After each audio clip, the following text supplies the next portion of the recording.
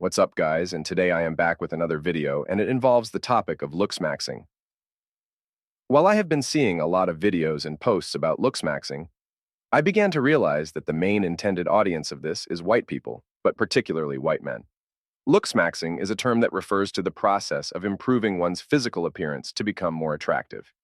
It is often discussed in online communities, particularly those focused on self-improvement and dating.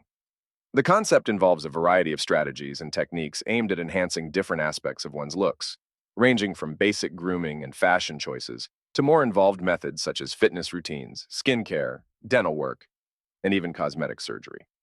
Originally coined by a queer female student in the late 90s, the term incel rose to prominence in the 2010s on platforms like 4chan and Reddit.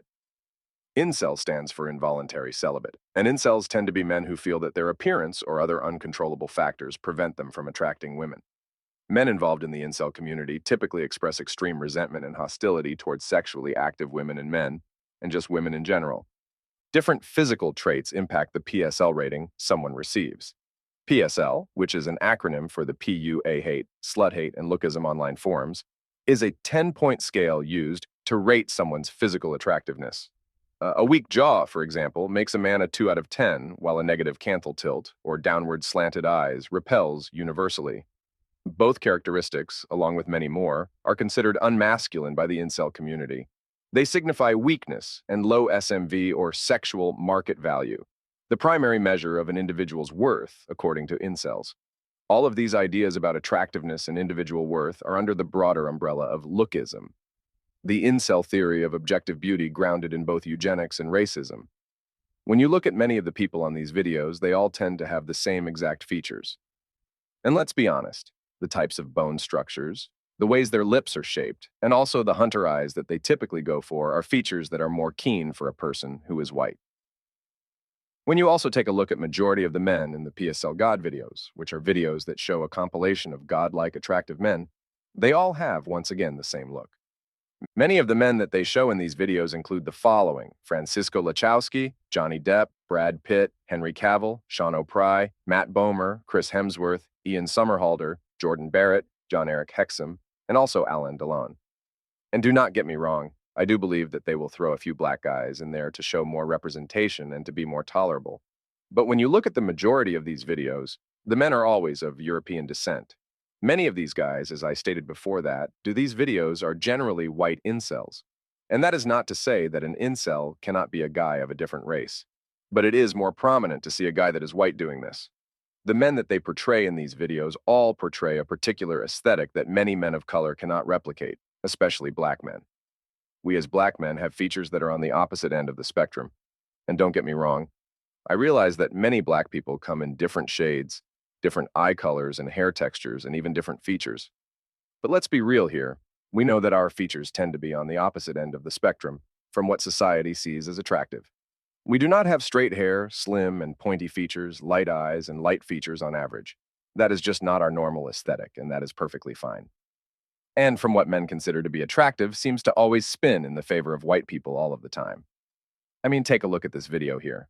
You're not ugly, you're just not white. You see, race is an important factor in dating and it's often overlooked. If you're not a white man, you have to put in a little bit more effort into your appearance and you're overall not going to see the same success that an equally attractive white man would. That's because the world revolves around Eurocentric beauty standards and there's a hierarchy when it comes to race and dating. So if you're not a white man, more than likely you'll have something called niche appeal, meaning that you only appeal to certain types of women who are into your certain race due to their upbringing, due to their network, due to their influence in media, and a lot of other reasons. But though everybody has preferences, you'll start to realize the more you improve all areas of your life, you'll start to become everybody's exception. Trust me, I've heard it a million times. I don't normally like black men, but you're different.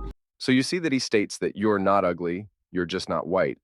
Then he proceeds to go into detail about ways you can become more attractive, which is obviously a good thing. But the fact that he states that white people, and once again, particularly white men, have the advantage over you because they are white, proves a lot to me. Society, especially these incels who created these videos about looksmaxxing and PSL gods, obviously reinforce the belief that white men are superior, which is definitely not true because beauty is in the eye of the beholder. But with these videos, Seeing all these PSL gods being white and showing through Looksmaxxing that if you follow the step-by-step procedures in the videos, that you can look like that too, only shows me that those type of videos are not for people of color, especially black people. In many of the forums and rankings of these videos as well, they tend to score individuals on their looks, like whether this guy is a 3 out of 10 or whether this guy is a 9 out of 10. And what you will notice is that every time they use a lower ranking individual, it tends to always be a person of color. But then the higher the ranking, the person becomes whiter. And then times where you may think a black guy is on the higher rankings, the video will give them a low score. So for me, I don't believe that Looksmaxxing is for black people at all. And as a side note, there has been a term called rope maxing, which means to go and hang yourself. And a lot of these comments have been sent from these incels to these black guys who are trying their hand at Looksmaxxing, which is disgusting as well. Certain features that they try to obtain are on black men already, such as a strong jawline. That feature is normal for a black person to have, and full lips, and a nice defined face is what we as black men already have in general. We as black men look good in our own right. It may be different from what the Looksmaxxers have to say, but that is all right. So if you're a black man out there and feel like you cannot measure up to the videos on Looksmaxxing all the time, or that there's no way you or anybody who looks like you can be a PSL god, then think again, because every race has features and standards that they uphold and want to emulate.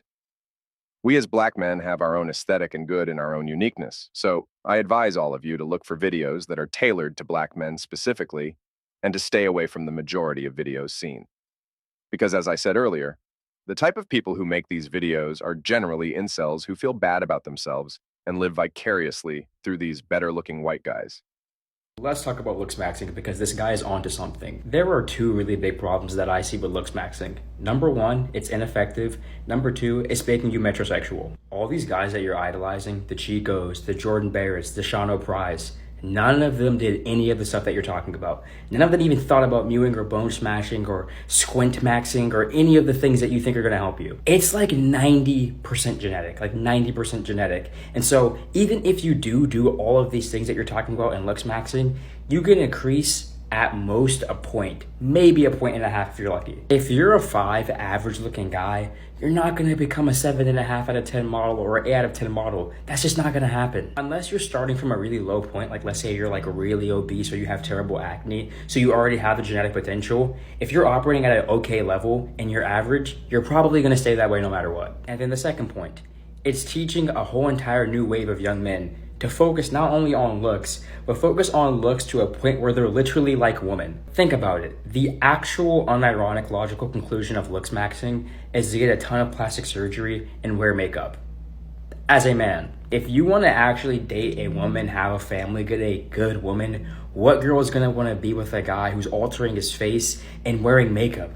Like, think about that, bro. They want masculine men who are capable of being strong and leading and going through challenging times and not so afraid of messing up their mewing streak that they won't go outside and chop wood. Looking good, dressing nice is insanely important. Even Jordan Peterson put it in one of his books. You have to look like the person that you want to be. I will never deny that. I will never tell you, oh, don't care about how you look.